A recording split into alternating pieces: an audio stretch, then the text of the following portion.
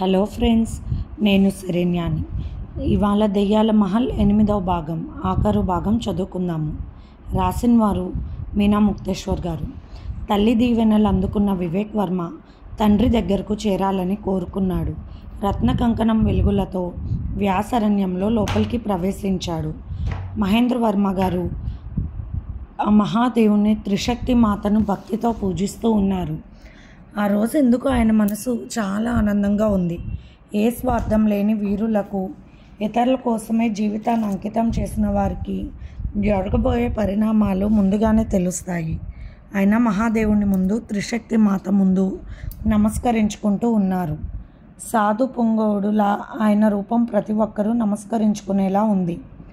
ఎన్నడూ లేనిది ఒకరోజు శివపార్వతుల వరకే పూలవాన కురిసింది. ఆ రోజే అర్థం చేసుకున్నారు మహేంద్ర వర్మ గారు. తన కుమారుడు త్రిశక్తి దేవికి రక్తాభిషేకం చేశాడని, తన కుమారుడు ఇక తమ బాధలన్నిటికీ ముగింపు దొరుకుతుందని ఆశపడ్డారు. జరిగిన విషయాలు ఒక్కొక్కటిగా ఆయనకు గుర్తుకు వచ్చాయి. శార్వాణి దేవి పన్నాగం పన్ని తన ప్రియుడితో కలిసి తుచ్చమైన ఈ సంపద కోసం జ్ఞానం లేకుండా అటు తన అన్నగారిని, వదినను కూడా ముట్టు పట్టేసింది. ఆ తర్వాత ఆమె ప్రియుడు శార్వాణిదేవి ఆస్తి మొత్తం తమదే అన్న భావంలో ఉన్నప్పుడు ఆనందంగా గర్వంతో ఉండగా ఒకరోజు శార్వాణిదేవి గర్భవతి అని తెలిసింది. ఎంతో ప్రేమతో వీరబాహు ఆమెకు కాలకుట విషాన్ని పాయసంలో కలిపి ప్రేమగా ఇచ్చాడు. నిజంగా తన ప్రియుడు తనని ప్రేమిస్తున్నాడని నమ్మిన శార్వాణిదేవి ఆ పాయసాన్ని ఆనందంగా తాగేసింది. చేసిన పాపం ఊరికే పోదు. ఎలాంటి ఘోరాన్ని చేస్తామో అలాంటి ఘోరానికి బలైపోతామన్నది ఎంత నిజమో అదే జరిగింది శార్వాణిదేవి విషయంలో. ఇదేమిటి అని నిలదీసిన శార్వాణిదేవికి, నీ సంతతి నా వంశం ఎలా అవుతారు? నీ కడుపులో బిడ్డ నాది అన్నది రుజువు చేయగలవా? నీలాంటి తుచ్చమైన దానికి పుట్టిన వారితో నా వంశాన్ని పెంచుకోవడం నాకు ఏమాత్రం ఇష్టం లేదు. నాకు ఇదివరకే వివాహం జరిగింది. నిన్ను కూడా అడ్డు తప్పించుకున్నాకే ఆమె దగ్గరకు సంపదతో సహా వెళ్ళిపోతానంటున్న వీరబాహుని, నీ మీద నాకు ఇంకా ప్రేమ తెరలేదంటూ అతన్ని ప్రేమతో కౌగిలించుకుంది శార్వాణిదేవి. ఆమె గోర్లకు ఉన్న తొడుగులు తీసేసింది. వెంటనే విషపు గోర్లతో అతని శరీరంలోకి గుచ్చివేసింది. అక్కడితో అతను, ఆమె అందరూ మరణించారు. ఇప్పుడు అజాతమహల్కి వారసుడిగా మిగిలింది వివేక్ వర్మ మాత్రమే. అజాతమహల్లో ఏవో ప్రేతాత్ములు చేరి అందరినీ నాశనం చేశాయని, అజాతమహల్ వంశానికి ఉన్న ఆడ సంతతికి సంబంధించిన వారు కూడా అటువైపు నెక్కి చూడలేకపోయారు. కాలక్రమాన అది నిజంగానే దెయ్యాల మహల్గా మారిపోయింది. అక్కడ పనిచేసే నమ్మకమైన పరిచారకుడి ద్వారా జరిగిన కథను తెలుసుకున్నారు మహేంద్ర వర్మ గారు. దేనిపైన ఆయన విపరీతమైన వ్యామోహం ఉంటే ఎవరైనా నాశనం కాక తప్పదు అని అజాత మహల్ వారి చరిత్ర తెలుపుతుంది. మహాదేవునికి నమస్కరిస్తూ నిలబడి ఉన్న మహేంద్ర వర్మ గారి పాదాలపై నమస్కరించుకుంటూ ఉన్నది ఒక యువతి. మీరు ఇచ్చిన మందువ నా కొడుకు బతికాడు బాబా అంటూ. మంచిది తల్లి, ఎందుకు ఆ దుఃఖం అన్నారు మహేంద్ర వర్మ. విపరీతమైన వ్యామోహం దేనిపైన పడకూడదు తల్లి. కాలక్రమాన ఎన్నో పోగొట్టుకుంటూ ఉంటాం.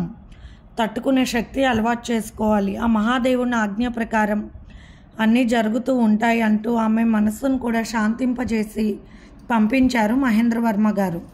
రాత్రి గడిచింది. ఎవరూ లేని వ్యాసరణ్యంలోకి అడుగుపెట్టాడు వివేక్ వర్మ. చంద్రలేఖ భక్తిపూర్వకంగా తన కొడుకు క్షేమం గురించి పూజలు చేస్తుంది త్రిశక్తి మాతకు. ఒక్కసారిగా నిద్రపోతున్న మహేంద్ర వర్మ గారికి మెలకువ వచ్చింది. తన కుమారుడు ఈ అరణ్యంలోకి ప్రవేశించాడని గమనించారు. అనంతమైన తపశ్శక్తితో ఆయన కొన్ని రహస్య విద్యలను, మహమాన్వితమైన విషయాలను తెలుసుకున్నారు. స్వార్థం కోసం వాడితే మరుక్షణం ఆ విద్యలు ఆయనని విడిచి వెళ్ళిపోతాయి.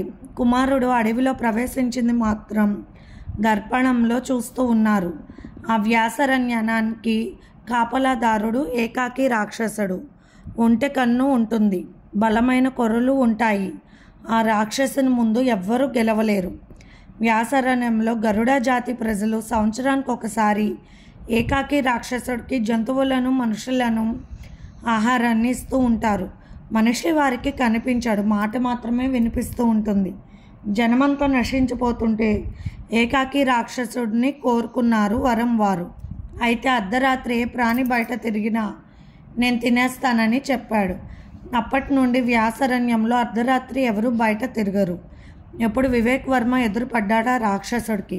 సాధారణమైన మానవులకు ఆ రాక్షసుడు అస్సలు కనిపించాడు. మహేంద్రవర్మను చూసి, ఎవరు నువ్వు, నా ఎదురుగా ఎందుకు వస్తున్నావు, తెలియదా వ్యాసరణ్యంలో అర్ధరాత్రి ప్రవేశం లేదని అంటూ హుంకించాడు. ఎక్కడి నుండి వస్తున్నాయో ఆ మాటలన్నీ చిత్రంగా పైకి చూస్తే కొండ పక్కనే ఒక కొండలా నిలబడి ఉన్నాడు. అత్యంత భయంకరంగా ఉన్న తన ఆకారం చూసి అర్థం కాని పరిస్థితిలా నిలబడిపోయాడు వివేక్ వర్మ. వెంటనే వివేక్ వర్మ త్రిశక్తి మాతకు మనసులో నమస్కరించుకున్నాడు. మాయా రూపంలో అతని ముఖం దాకా వెళ్ళి అతని మీద యుద్ధం చేస్తూ ఉన్నాడు. ఒక మహావృక్షంపై ఉండి వీరవంశ ఖడ్గంతో పోరాడుతూ ఉన్నాడు. వివేక్ వర్మ చేతికున్న నవరత్న కంకణపు వెలుగులు ఆ ప్రాంతమంతా పట్టపగల్లాగా గోచరిస్తుంది. చాలాసేపు పోరాడాడు. అతనితో ఎంతసేపు యుద్ధం చేసినా అతను ఏమాత్రం బలహీనపడడం లేదు. అతని శరీరంలో అతని ప్రాణం అతనికి ఉన్న ఏకైక నేత్రంలో మాత్రమే నిక్షిప్తమై ఉంది అని అతనికి పరిపూర్ణమైన తల్లిదండ్రుల దీవెన వల్ల లభించింది. అందుకే అతని మనసులోకి ఆ ఆలోచన వచ్చింది. వెంటనే ఆ కన్నుల్లో తన వీర ఖడ్గాన్ని దింపాడు. అంతే, ముక్కలు ముక్కలుగా విరిగిపోయిన కొండలా పడిపోయాడు ఆ రాక్షసుడు.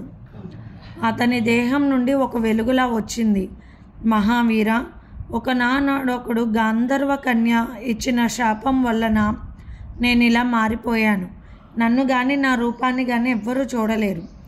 అలా చూసిన మహామాన్వితుడు అయిన త్రిశక్తి అమ్మవారి ఆశీస్సులు పొంది ఆమె వరంతో పొందిన దివ్య కంకణం ఖడ్గం ధరించిన వీరుడి చేతిలోనే నాకు మరణం ఉంటుందని శాపం నాకు. ఈనాడు ఈ కలికాలంలో కూడా ఇటువంటి అద్భుతం జరగడం ఎంతో ఆశ్చర్యం. నీ వల్ల నాకు జన్మ సార్థకం అయ్యింది. నీకున్న విరోధులను తుద్దమట్టించి త్రిశక్తి మాత గుడిలో ఉన్న నీలి కలువలలో ఒక కలువగా మారిపోతాను. ఎప్పుడైతే మీ వంశం వారు అమ్మకు రక్తాభిషేకం చేసి నన్ను ఆమెకు అలంకరిస్తారో అప్పుడే నేను కాలభైరవుని ఆలయంలో గంటగా మారిపోతాను. అలా గంటగా ఆనందంగా ప్రతి భక్తుల స్పర్శ నాకు తగులుతూ జామురాత్రిలో కాలభైరవునికి ఎంతమంది గంటను ఎన్నిసార్లు కొట్టారో లెక్కలు చెబుతూ ఉండేవాడిని. అందువల్ల వారి పాపాలను ఆయన ప్రక్షాళన చేసేవాడు. కానీ ఈరోజు ఒక గాంధర్వ కన్యలు త్రిశక్తి అమ్మవారిని దర్శించి కాలభైరవుని ముందు గంట కొడుతుండగా పూర్వజన్మ పాపకర్మ వలన ఒక చిన్నదానిపై నాకు మనసు కలిగింది. వెంటనే నేను నా దివ్యత్వాన్ని కోల్పోయి మనిషిగా మారిపోయాను. తక్షణమే ఆమె శాపానికి గురయ్యాను. వ్యాసరణ్యంలో భయంకరమైన రాక్షసుడిగా ఎవరికీ కనిపించకుండా నా మాటలు మాత్రమే వినిపించేలా ఆ అరణ్యానికి ఒక కాపలాదారునిగా అనేక బాధలు పడమని శపించిందా తల్లి. శాప విమోచనం అడగ్గా ఇలా సెలవిచ్చింది. ఈనాడు వల్ల నేను గుడి ప్రాంగణంలోకి చేరుతున్నాను. త్వరలోనే మీ వంశస్థుల ద్వారానే దివ్యమైన గంట రూపాన్ని పొందగలుగుతానంటూ అక్కడ నుండి అంతరార్థమైపోయాడు. అక్కడ జరిగిన దారుణమైన శబ్దాలకు భయంకరమైన పోరాటదనులకు వ్యాసరణ్యంలో ఆ దృశ్యాన్ని తిలకించగలిగారు ముఖ్యులు. రాక్షసుడు మాత్రం కానరాలేదని, కానీ మాటలు మాత్రమే విన్నారు. అక్కడితో వివేక్ వర్మ మహాయోధుడు యోగ్యుడని వారే అతనిని తీసుకువెళ్లారు అడవి లోపలికి. త్రిశక్తి మాత దగ్గర ఘంటానాదం చేశారు. అందరూ అక్కడికి చేరుకున్నారు. ఈ రోజుతో వ్యాసరణ్యానికి పట్టిన గ్రహణం విడిచిపోయింది. రాక్షసుడు చనిపోయాడు మహావీరుడి వల్లనే. ఇతనికి ఆతిథ్యం ఇచ్చి తను కోరిన వరాన్ని ఇస్తామని అనుకున్నారు పెద్దలు. వివేక్ వర్మ వెంటనే నమస్కరించి నా తండ్రిని నాతో పంపించండి అని కోరాడు. ఎవరు మీ తండ్రి అని అడిగారు. వారి భాషలో గరుడ జాతి గండరంగడు. ఇక్కడ మీ అందరికీ వైద్యం చేస్తున్న బాబా గారే నా తండ్రి గారని చెప్పాడు నమస్కరించుకుని వివేక్ వర్మ. యోగ్యుడు కడుపున యోధుడు పుడతాడని అందరూ పొగిడాడు. ఇన్నాళ్ళు అతని వైద్యం కోసం కట్టడి చేసి తమ వద్దే ప్రేమతో ఉంచారు. క్షమించండి బాబా, మీరే అజాత వర్మ గారి మనవుడు అయ్యి ఉండి ఇలా మాకు వైద్యం చేయడం ఎంతో గొప్ప విషయం. ఇప్పుడు మీ కుమారుడు ఈ వ్యాసరణ్యంలోకి పట్టిన వ్యాసరణ్యంకి పట్టిన గ్రహణాన్ని వదిలించేశాడు. ఇంతకు మించి మీరు మాకు ఇచ్చిన వైద్యం ఎంతో గొప్పది. అదే కాక మీ వైద్యాన్ని ఎంతోమందికి నేర్పించారు. మేము ఏదైనా తప్పు చేస్తే మమ్మల్ని క్షమించండి. మీ కుమారుడితో మీరు సంతోషంగా వెళ్ళరంటంటూ గండరంగడు ఆనందంగా చెప్పాడు. ప్రేమతో కుమారుడిని కౌగిలించుకున్నాడు మహేంద్రవర్మ గారు. తండ్రి సంతోషాన్ని చూసి కన్నీరయ్యాడు వివేక్ వర్మ. అక్కడితో వారందరి దగ్గర ఆనందంగా ఆతిథ్యం తీసుకుని చంద్రలేఖ ఉన్న పాలానికి వెళ్ళారు. అక్కడ అందరూ కలుసుకున్న ఆనందంతో కన్నీరు పెట్టుకున్నారు. అక్కడ ప్రజలందరికీ తప్పక నిధిలో కొంత భాగం మీకు ఇస్తానని చెప్పారు మహేంద్రవర్మ గారు. అలా తల్లిదండ్రులతో ఆనందంగా అజాత్ మహల్ చేరాడు. ఏకాకి రాక్షసుడు వివేక్ వర్మకున్న శత్రువులందరినీ ముట్టుపెట్టి త్రిశక్తి మాత అమ్మవారి దేవాలయంలోని కొలనులోని నీళ్లు కలువుగా మారిపోయాడు. ఎప్పటిలాగా పండితులను వీరులను తన అజాత మహల్కి ఆహ్వానించాడు మహేంద్రవర్మ గారు. రాజాబాబుని కౌగిలించుకుని ఇంత మంచి జరగడానికి కారణం నువ్వే అంటూ ఆనందించారు మహేంద్రవర్మ గారు. అజాత మహల్ రాజసంతో ఉట్టిపడింది. ఒక మంచి తరుణంలో అవంతికాదేవి వద్దకు అంగరంగ వైభవంగా వెళ్ళి అజాత మహల్ రాణిలా తీసుకువచ్చాడు వివేక్ వర్మ. తల్లిదండ్రులు వివేక్ వర్మను ఆయన భార్యను చూసి మురిసిపోయారు. మొత్తానికి ఏకాక్షి రాక్షసుడికి ఆహారం అయిపోయారు మాంత్రికుడు మహేంద్రవర్మ గారికి ఉన్న శత్రువులు. ఏకాక్షి రాక్షసుడిగా అన్ని సంవత్సరాలున్న రాక్షసుడికి ఆకలి అప్పుడు తీరింది. అజాత మహల్లోని కిందకు మెట్లు ఉంటే అక్కడికి వెళ్ళి అందరూ అక్కడున్న అమ్మవారి విగ్రహాన్ని పూజించుకుని ఆ ఆలయానికి పూర్వపు వైభవాన్ని తెచ్చారు. అక్కడ నుండి దారి చూసుకుని నిధుల దగ్గరకు వెళ్ళారు. అక్కడ నిధి ఫలకంపై వివేక్ వర్మ తన కుడి చేతిని ఉంచాడు. అతని చేతిలో ఉన్న నక్షత్రపు గుర్తుకు అది ఒక గదిలాగా తెరుచుకుంది. మణులు, మాణిక్యాలు, వజ్రాలు, వైడూర్యాలు, బంగారం నాణెలు, బంగారం, వెండి పాత్రలు, ఎన్నో మరెన్నో. మహేంద్రవర్మ గారు ఆ నిధిలో పావు భాగం మాత్రం ఉంచి మిగిలిన 3 భాగాలు దేశ రక్షణకు, దేశంలో ఉన్న అనాథలకు, అభాగ్యులకు అలా ఖర్చు చేయమని గవర్నమెంట్ వారికి అందించారు. ఆ 3 వంతులలో 1 వంతు తీసుకుని వ్యాసరణ్యం ప్రజలకు, అందులో కొంత మిగిలిన గూడెం ప్రజలందరికీ, కొంత తమ చుట్టుపక్కల ప్రాంతం అందరికీ సేద్యం చేసుకునేందుకు పంటలు ఇచ్చి వాటికి తగ్గ వనరులను ఏర్పరిచి మిగిలిన వాటిని వారి అవసరార్థం వాడటానికి ఉంచారు విడిగా. సహాయం పొందిన వారంతా జయజయలు పలికారు అజాత మహల్ వారికి. ఒకరోజు వివేక్ వర్మకు, అవంతికాదేవికి అజాత మహల్ని, ఆ చుట్టుపక్కల ప్రాంతాలని సంరక్షించేందుకు బాధ్యతలు ఇచ్చారు. ఆ రోజు చుట్టుపక్కల ప్రాంతం అందరికీ భోజనాలు ఏర్పాటు చేశారు. కొత్త దంపతులకు అందరూ అక్షతలు వేసి ఆశీర్వదించారు.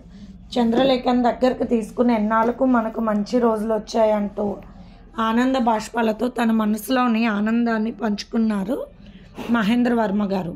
అప్పటి నుండి వివేక్ వర్మ అవంతికాదేవి రాచరికపు నీడలను పక్కకు తోచి మామూలుగా జీవించడం, అందరితో కలిసిమెలిసి ఉండడం, అందరి మంచి చెడ్డలు చూడడం నేర్చుకున్నారు.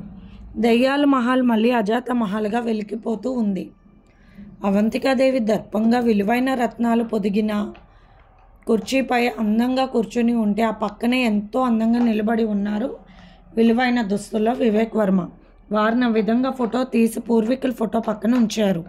అంతే, ఇక ఎప్పుడు ఆ రాచరికపు అలవాట్లను గుర్తు చేసుకోలేదు వారిద్దరూ. బయట ప్రపంచంలో ఆనందంగా తిరుగుతూ, అందరితో కలిసిమెలిసి ఉంటూ, తమ చేతిలో ఉన్న నిధితో ప్రతి ఒక్కరి కష్టాలని తీరుస్తూ అజాత మహల్లో దయాల్ మహల్ కాదు దేవాలయం అనుకునేలాగా వివేక్ వర్మ, అవంతికాదేవి జీవిస్తున్నారు. అనతి కాలంలోనే వారిరువురికి చక్కటి సంతానం కలిగారు. మామూలుగా సమాజంలోకి వెళ్ళి సాధారణ ప్రజల వల్లే అన్ని కష్టాలు తెలుసుకుంటూ అందరి బాధలు తీరుస్తూ ఆనందంగా ఉన్నారు. సమాప్తం. ఇది friends Dayal Mahal story. And మీకు కనుక స్టోరీ నచ్చితే మీ అమూల్యమైన సమీక్షలు కామెంట్స్ రూపంలో తెలియచేయండి. అలాగే మన ఛానల్లో ప్రసారం అవుతున్న poster thoughts written by Shri Komanapalli Ganapathi Rao గారివి కూడా చదివి మీ అమూల్యమైన సమీక్షలు తెలియచేయండి. ఉంటాను.